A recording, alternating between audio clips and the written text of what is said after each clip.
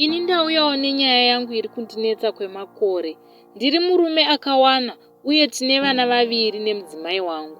Zvinhu zvose pakugara kwedu semhuri hapana chakaipa, asi dambudziko riripo nderekuti mukadzi wangu haade kuvawo romantic. Kumubata chaiko ndinoita sekunge ndine madhorofiya mumaoko, uye bonde haatode. Dzimwe nguva ndinotozvibatsira nechimhandara mumaoko, iye aripo pamubhedha. Ndiri munhu asingamwi doro kana kuputa fodya zvekuti angandisema, uye ndinotogezawo kwazvo. I have tried talking to her before and engaging hama dzake, but hapana chachinja, ngoma ndiyo. I'm not perfect semunhu, but as a married man I deserve to be treated like one.